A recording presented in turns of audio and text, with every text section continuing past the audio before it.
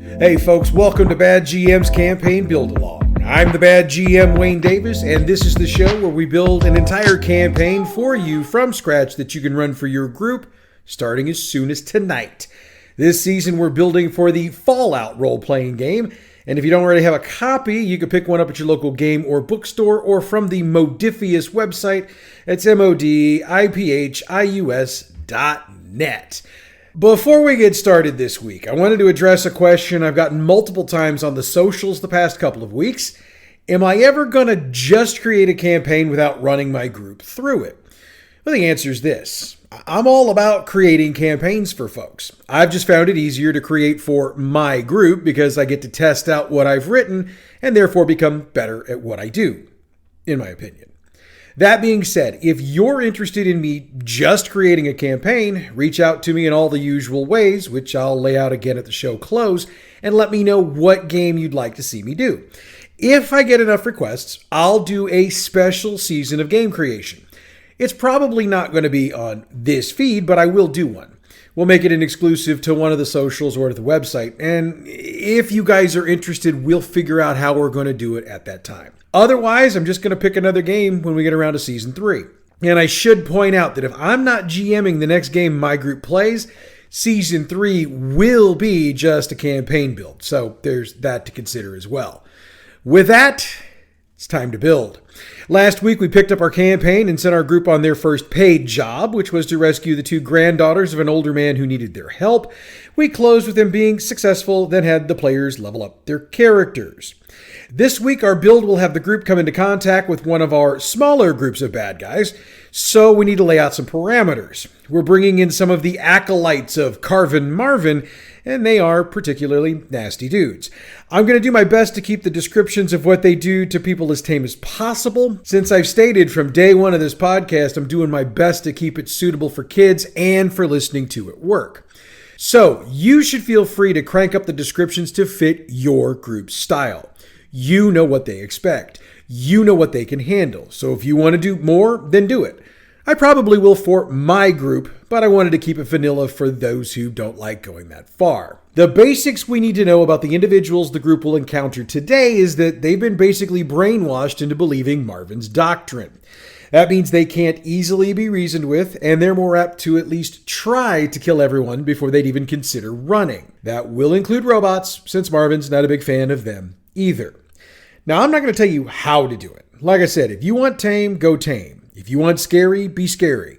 If you're into blood and guts, you get the point. Use whatever methods you feel necessary to get you in the right headspace to run the encounter the way you feel you need to. Anyway, we need to build up these acolytes. I could just use one of the NPCs from the Fallout book, but I fell into that trap one too many times last season, and I think we need to get into the habit of building up some of our NPCs to fit our game. Fortunately for us, it only takes about 10 minutes to work up a character, so building NPCs for our game will be a quick and fairly easy process. Heck, it's going to be even easier for you since I've already done the legwork. There are a few options you'll need to choose from, though, since these characters need to fit your game. I'm building one character here, with the idea being we can tweak it a bit for multiple NPCs. We'll start with the Survivor Origin, which gives us our choice of 2 talents or 1 talent plus an extra perk. I chose the 1-in-1 option, and the talent is Gifted, which means we get to pick 2 of our specials and increase each by 1. So why don't we look at Special? Each score starts at 5, and we've got 5 extra points to spend. I started by dropping Charisma, Intelligence, and Luck to 4, which gives us 3 extra points to use. The 2 increases from Gifted go to Strength and Endurance, so they'll start here at 6. So here's what the stats look like after I wound up spending the points I had left over. Strength is 7, Perception 10, Endurance 6, Charisma, Intelligence, and Luck are 4, and Agility is 7. Now, you might be asking why I dropped 3 scores down to 4. For me, Marvin's Carvins are not the smartest or most charismatic individuals. They absolutely buy every word that comes out of Marvin's mouth. So they're the sheep either doing the slaughtering or being led to it. I needed to drop Luck to 4 to get the extra point I needed to increase the others appropriately, so that's why I did it. Yes, I know the gifted trait means these guys only have 3 luck points, but we'll deal with that. Let's move on to skills. Our 3 tags are energy weapons, melee weapons, and small guns. Those each start with 2 ranks, and we've got 13 total points to spend. Here's how it looks. Our tag skills go to 3 each. We'll take athletics at 3, explosives and throwing at 2, and unarmed at 2. Again, these are brute killers, so we're building them accordingly. For our perks, we're taking center mass and meltdown. Center mass is explained on page 62 and meltdown is on 67, so check those out for yourself. I won't break down the equipment since they're detailed in the text, but we get a decent amount of stuff. The carry weight is 220, initiative is 18, and we've got 12 health points. Now, I want these guys at 2nd level so they're of equal strength to our party. That means we add a health point, bringing the total to 13, add 1 point to a skill, so we'll add 1 to agility and make it 8, and we get another perk. I chose Gunslinger, which is detailed on page 65. Oh, and if you want to see what the character sheet looks like, it's up on the website, badgmproductions.net. Just use the tabs up at the top until you get to character sheets, then choose Fallout, then choose Marvin's Carvins. So, I said something about customizing your NPC. Most of that is going to come from equipment, since there are choices you can make along the way. I'd also argue that you could adjust some of the special scores to fit more what your thought of these guys would be. Perk choices would also help you customize them, though I'd say overall that you don't want to stray too far off of this beaten path. Again, these are folks, and I say folks because there won't just be men in the group, who've been brainwashed into being stone cold killers. These aren't the types that would be expected to do much thinking, and they're not going to be much into negotiating. Okay, so we've built them out. Let's get to actually building the campaign. We'll pick up at the end of last session with the group successfully, we hope, delivering Jeb's granddaughters back to him and collecting their reward. They're standing out in the open, and it's starting to get a little late in the day. Where they go depends on the choice they made about setting up a base of operations. If they chose to fortify the old McGurks, then they'll head back there to set up for the night. If not, they'll need to find a place to settle in before the things that go bump in the night actually start bumping. They can actually find a burned out building about a block west of Jeb's place. It doesn't have a roof, but the 4 walls are pretty much still standing, and they're tall enough to provide cover and some shelter. It does appear as if someone stayed there at some point, as there's an old fire ring in the middle of the floor. However, if they check it out, it's at least several days old, no rolls needed. The only way they'll have a fire is if they've managed to scrounge up some wood to burn, but that should have been fairly easy to do as they went about their day. They should set a watch, then turn in for the evening. Now, this would be a good point to work in some backstory for the characters. Regardless of where they stay for the night, there will, most likely, be 2 people on watch at any given time, and they'll need to do something to pass the time. So this would be a good point for some of them to start getting to know each other, and sharing some of their backstory would be a good place to start. This will also give you a better idea of what the player's thoughts on the backstory are, and thus give you the opportunity to figure out what's going to matter to them heading forward. In other words, your players, through roleplay, are going to give you the seeds you can use to build on their backgrounds moving ahead. We'll give the group another peaceful evening, though they do hear sounds of conflict from the south and the west. However, it's far enough away they should think twice about heading off to meet it. Now, if they're the types that feel like getting froggy with it, let them go. Use the raider stats we've used previously and go with double the number of group members. The reason for this is that regardless of which way they go, they'll run into 2 groups that are fighting each other. They can pick over the bodies if they're successful, so there's that as well. Morning arrives, and the group will need to figure out what's next for them. This would be the point to note that there are rules in the game concerning food and water. These guys need to be taking in water every couple of hours and food a couple times a day. If they don't, they're going to start having some serious problems, and the need for food and water is what should be driving them today, since they probably don't have a whole lot of either one left. That means they need to head off and find someone willing to trade for it. If you've got a survivor in your group, they'll know of someone who they can trade for food with. She'll note that she, quote, isn't the most polite woman on the planet, but if you've got caps, she's got food, end quote. She's set up several blocks east of their current position in a little shack she built right on the banks of the Mississippi River. This also gives them a chance to scavenge for more materials along the way.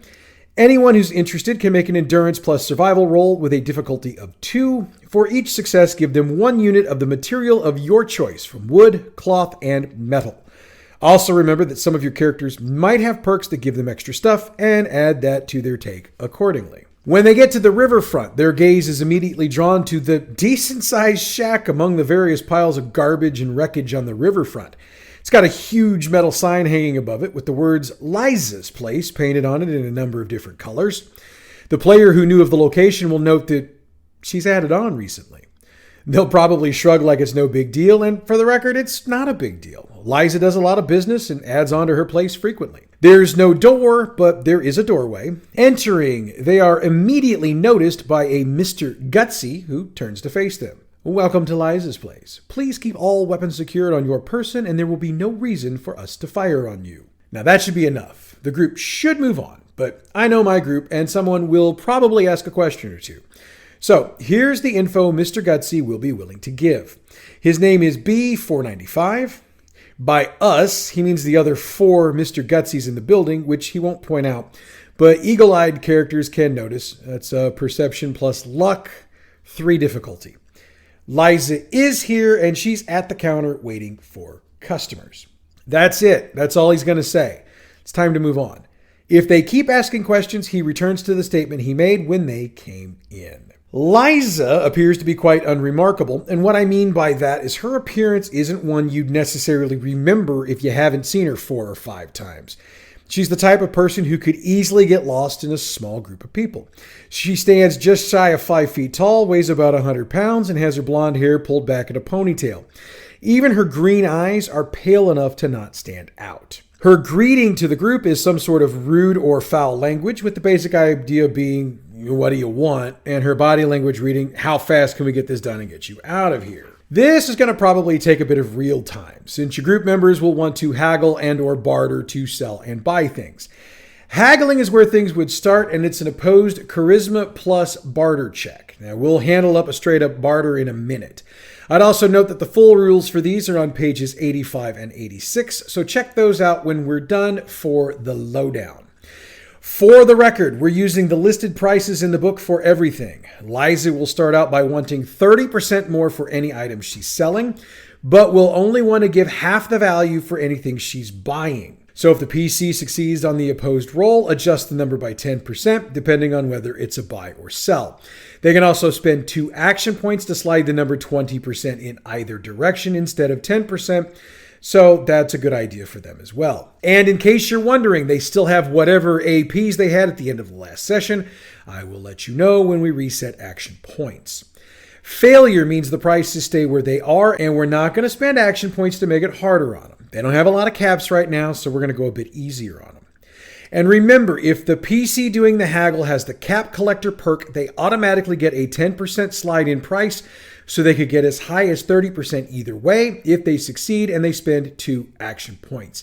And for the record, Liza's target number is a 13. Don't ask me where I got that. That's just what we're going to go with for her on the opposed roll. Complications are explained in the book, so I'll leave that for you to read.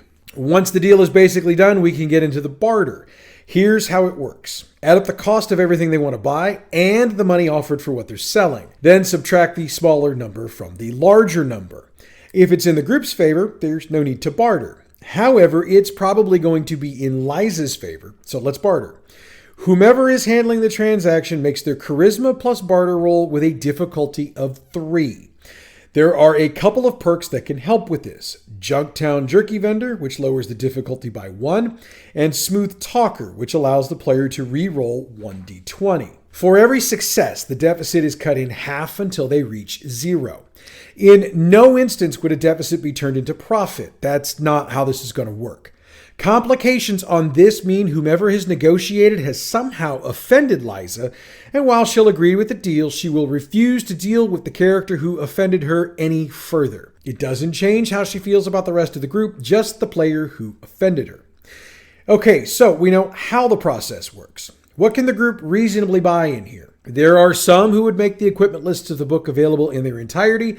We are not going to do that. Here's what's available. For ammo, there's 38 caliber, 10 millimeter, 308, and shotgun shells. Guns, 10 millimeter pistols, submachine guns, double-barreled shotguns, the 3 versions of pipe guns, and laser muskets. Chems, they'll have diluted stim packs. Any melee weapons they want are available. Molotov cocktails are available, and any rarity 0 or 1 food item, check the chart for that information. Also, dirty water and purified water are the only drinkable consumables that are available. All of this stuff is charted out on the various charts starting on page 91 of the book, so head there. I should also note that Liza does not have any armor for sale, though she'll willingly trade for it if the group has any to sell. Once the deal's done, Liza has a proposition for the group. She was expecting a delivery this morning, but it never arrived. Her courier, about whom she has some very colorful things to say, is usually very prompt, though he does tend to forget or lose some of the things he's supposed to bring. Even though she curses his very name, she is concerned about him and his delivery, since she was supposed to be getting a decent amount of caps in the delivery. So, she needs someone to figure out what happened to Manny, that's her courier, and if something bad happened, try to secure the delivery and bring it back to her. She notes he was coming down the riverfront from just south of the arch, so it shouldn't have been a big issue. However, she has heard there's been some increased raider activity in the area recently, and while she encouraged Manny to take someone with him, she's pretty sure his thriftiness overwhelmed his common sense. This is going to be another one of those haggle deals. Liza offers 75 caps on the deal. If the group succeeds on the opposed roll, she'll go to 85 caps, but no higher. If the group chooses not to take the deal, then the negotiation's over. She'll give them a piece of her mind, then dismiss them. However, there's another way to get a little bit more out of Liza. If the group was unsuccessful in their barter attempt in the deal, Liza will offer to wipe out the deficit and pay them the caps if that opposed roll succeeded for the group. That's as good a deal as they're going to get. Regardless of how it went down, Liza is finished with them for now, as she's got more customers coming in and she needs to deal with them. So, what exactly is the group looking for? She has a couple hundred rounds of 10 millimeter ammo, 100 rounds of 308, and 200 caps coming in. She'd had given him the numbers during the deal, so if the group either failed the negotiation or decided not to take the deal, they can decide to try to hijack the shipment for themselves. I mean, it is a dog-eat-dog world out there these days, and occasionally you happen to be the one wearing the milk-bone underwear. So, yeah, maybe we ought not go there. It does not matter what their decision is vis-a-vis keeping or turning in the shipment. Our build is going to work the same way. The streets heading north towards the arch are destroyed. I mean, you'd need military-grade equipment to drive on them, and since they don't have any of that, they're going to be walking and finding ways around the jagged hunks of concrete sticking up out of the ground. They also have to contend with the buildings that lie in rubble along the way.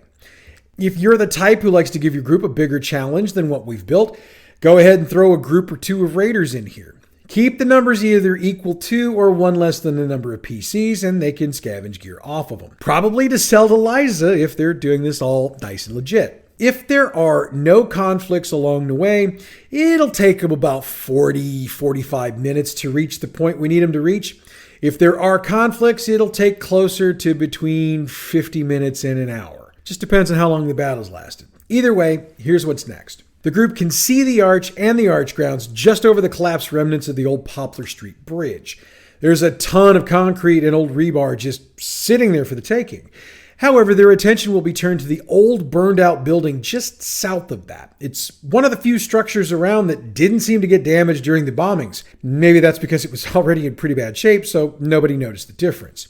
However, the group's pretty sure the flames they see flickering from inside the building were not a part of the bombing, nor were the blood-curdling screams they hear coming from inside. The group can choose to approach the building however they want to. There's no lookout, so they won't be spotted. However, you don't have to tell them that. If they want to make endurance plus survival checks with a 3 difficulty, they can eventually figure out that whoever this is did not leave a lookout. Eventually, they'll make their way into the center of the building, so let's set it up. The center room of the building is about 30 feet by 30 feet. In the center of the room, a decent-sized fire has been built and blazes with flames that rise about 1.5 feet. 4 men surround a 6-foot-long board that's been raised just over the fire with a couple of metal bars that were jammed into the floor, and the group can just make out a figure tied to that board. The flames are licking at the board, and the men are doing well, this is where you decide exactly what the men are doing to him. Just remember, these guys are called Marvin's Carvins for a reason. And because we both know they are going to ask, there are 3 ammo boxes stacked against the wall just behind one of the figures, and there's a 4th box sitting on top of that. The group can bet even money that those boxes are Liza's delivery.